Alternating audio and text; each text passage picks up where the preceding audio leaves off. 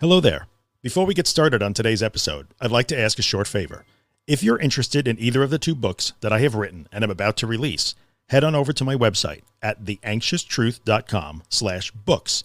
There you can learn about both books, one of which is free, and you can get on my mailing list to be notified when each book is released and how you can get it. I would really appreciate that. Okay, let's get rolling. Good morning, guys. Drew here, thatanxietyguy.com. August 3rd, 2018. Not really sure, to be honest with you. I promised that I would do a few more of these videos quickly, and here I am. I'm going to drive to my office. I'm going to take you with me, and we're going to talk about something that needs to be talked about. And this is something that really nobody wants to hear, but everybody has to hear, so kind of buckle up.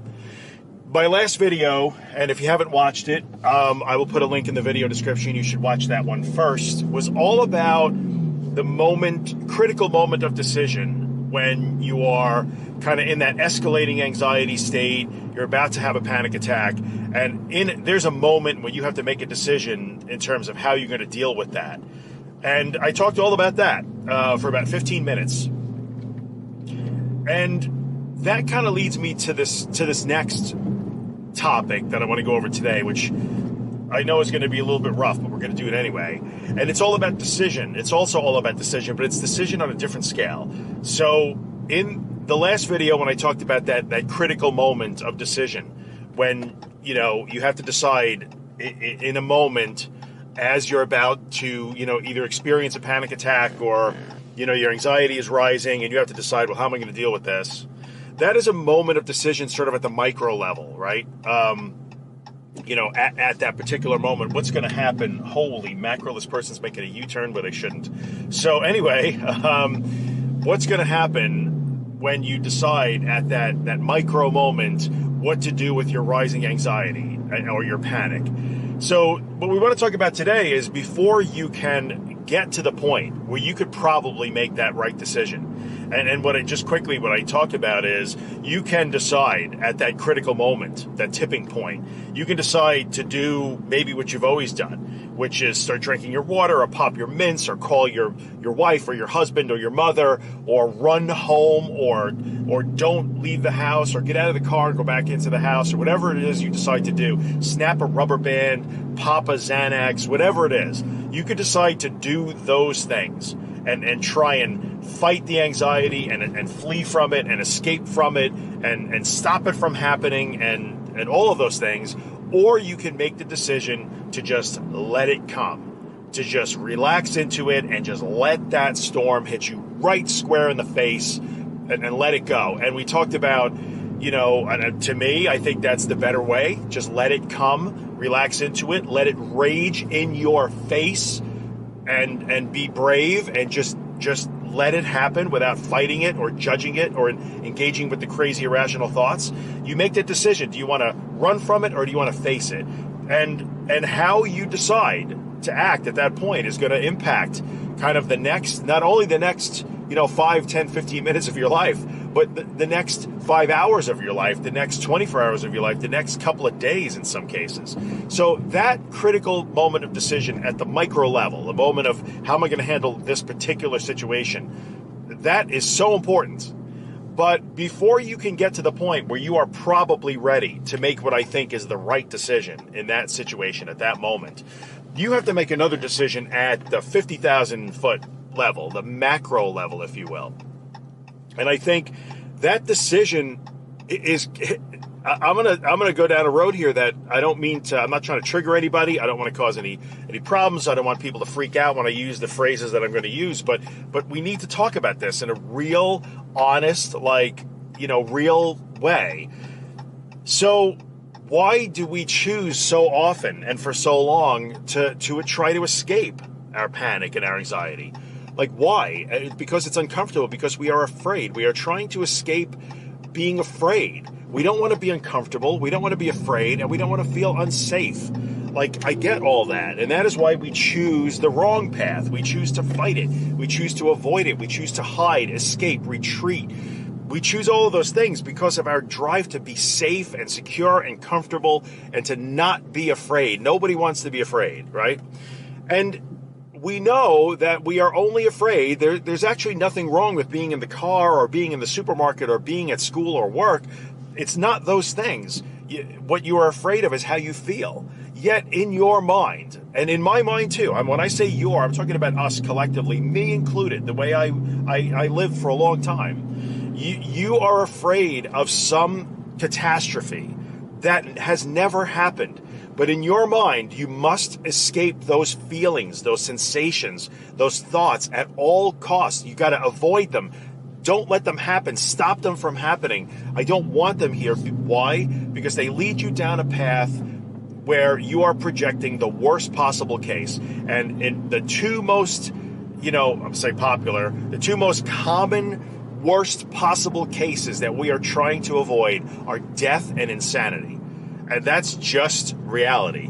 Like when you panic, when your anxiety is up and you are focused on every twinge, every change, every sensation in your body, all those thoughts are racing through your head. Oh my God, what if? What if I'm having a heart attack? What if this time it's really a heart attack? What if I'm having a stroke? What if something is wrong with me? What if I have cancer? All those what if irrational thoughts that come racing into our brains all the time, we're in that state. Those are all about, most times, death, insanity, some sort of incapacitation, right?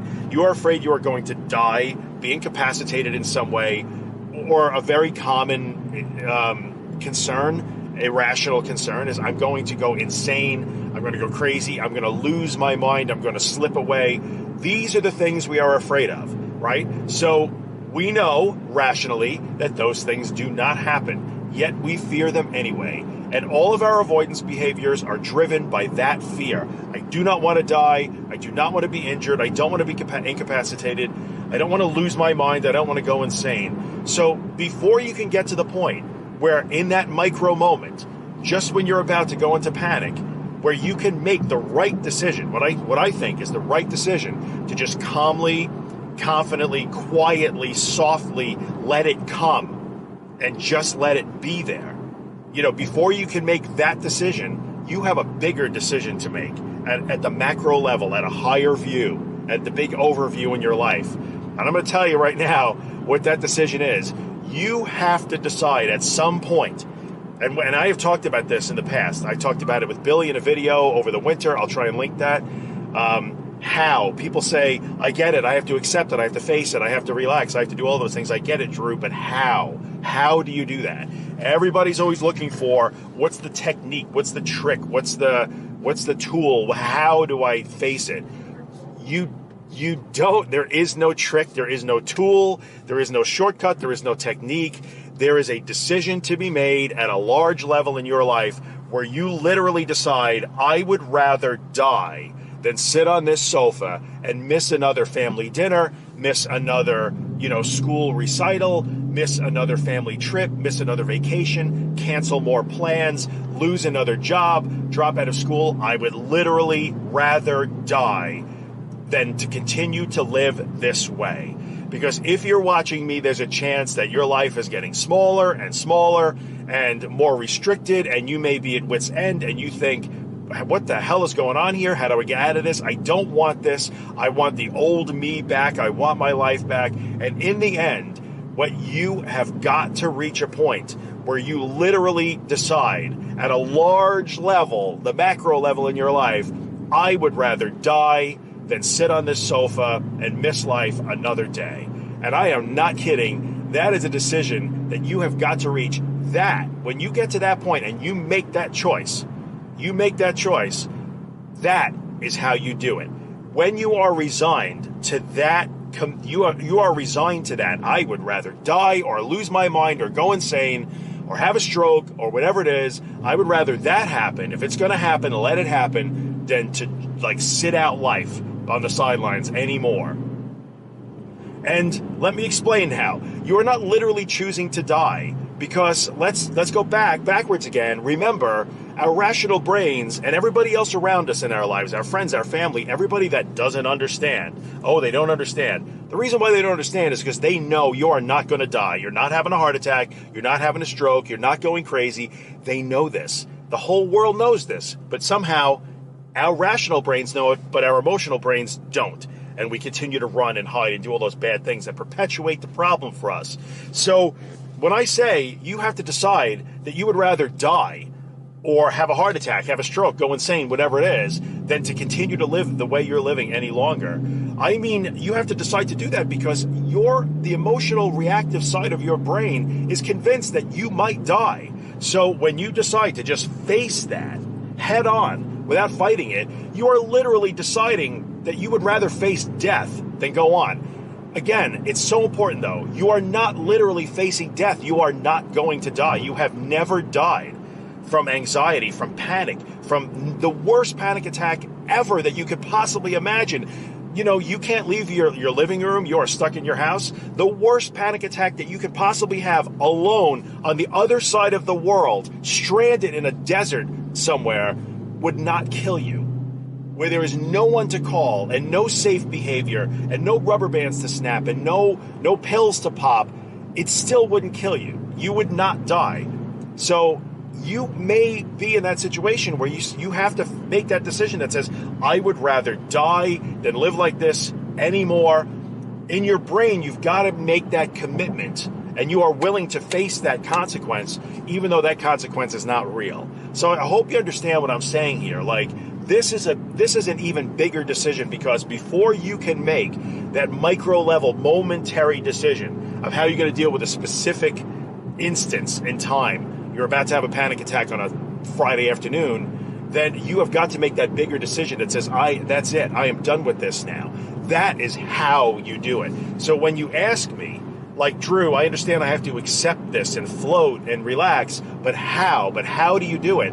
That is how you do it. That is how you do it. At some point, pardon my French, I'm just going to speak very clearly here and frankly. At some point, I just had to say, fuck this. I am not doing this anymore. And that is a moment that if you have not reached that point and you are not willing to say that, then you are going to keep asking me, how do I accept? And I'm going to keep giving you the same answer. And so is Billy, and so is Holly, and so is the people who have come before you who have overcome this, like me. And I freaking love Jackie Donato Hutfless in the Facebook group, which you should be in, by the way. People who have gone to the other side and are willing to hang around to help and tell the tale. We all tell the same story, yet the same question persists. But how do you do that? How do you do that is you reach a point where in your mind, you make that commitment in your spirit, in your gut, in whatever defines you as a human being. I would rather die than live like this anymore. So you have got to make that decision at the macro level, on a large scale in your life. Then you can start to make the right decisions minute by minute as you're handling your anxiety symptoms, your panic symptoms, your agoraphobia. Otherwise, if you have not made that commitment at the large level in your life, on the large scale, you are not going to be able to consistently make the right choices minute by minute as you go along. So I know I've kind of thrown a lot at you here, and this is probably the toughest love that I've ever really thrown out in a podcast episode or a video. I understand that. I really do. But that really is the way this is, and it is reality. And all of the videos and the programs and the books and the discussion groups and the Facebook groups and the internet forums where everybody gathers to talk about how hard this is and how nobody understands and how terrible it is and what about this symptom and what about that symptom and what do you do to make your stomach feel better and what do you do to slow your heart down? None of that matters if you cannot make that key decision that says, I am done with this now because this has never actually hurt me. This has never actually harmed me. I have not actually died or gone insane. And I must accept that none of what I have been doing up to this point has saved me from those things happening because they weren't going to happen anyway. So if you are not at the point where you are willing to accept that as fact, because it is fact, if you are not willing to accept that and you are not willing to make that choice that says, I would rather die than live like this anymore, and you're not going to die, by the way, but you have to face the fear of dying, then you're going to be stuck for a while longer. So I'm going to get to my office and process this and upload it before I change my mind, because I have not ever been this direct and brutal, I think, before, but I think it needs to be said. I have seen nobody say that. I have seen no YouTube channel say that. Nobody wants to say it, because everybody wants to say that they have some sort of magic, easy, safe, comfortable way that is going to make it all go away for you. And I got to tell you, nobody has a magic, easy, safe way that's going to make it all go. I don't have that. No one else has that. No book that you buy has that. No tapes. Listen to me. I'm old. No recordings that you listen to. No videos that you watch. You will do it. You will do it. You will do it, and you will do it when you make that decision that says, you know what, I'm not doing this anymore. I am not doing this anymore. So there we are. I'm just going to end it here. I don't know how long this is now. As always, I'm going to put a link in the description to the Facebook group that goes along with this YouTube channel and podcast. Go and ask to join. Get involved in the discussion. There's a ton of great people. Facebook.com/ThatAnxietyGuy, That Anxiety Guy on Twitter. My website, ThatAnxietyGuy.com. However way you want to get in touch with me and talk about this, that would be great. This is probably the topic we should talk about more than any other when we convene and we talk about these things and we share in the group that we have. When we talk about things, we should talk about this more than anything else, more than any herb, supplement, medication, pill, drink, program, symptom, sensation. More than anything else, we should be talking about this, because this is what will set you on the road that you want to be on to get where you want to be. All right, guys, I am out. Thanks as always for watching, and I'll see you in the next one.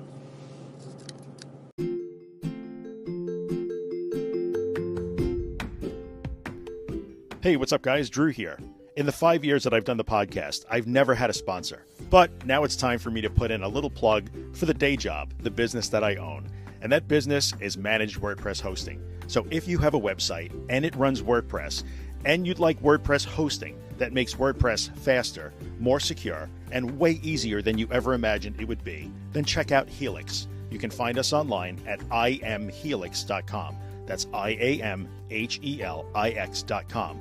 We took a long time to build Helix. I'm super proud of it. It works spectacularly. We take really good care of our customers, and I promise we would take really good care of you too. So if you're in the market for WordPress hosting that will blow your mind, check out Helix. I would appreciate the consideration. I thank you for coming by and listening, and I'll see you the next time.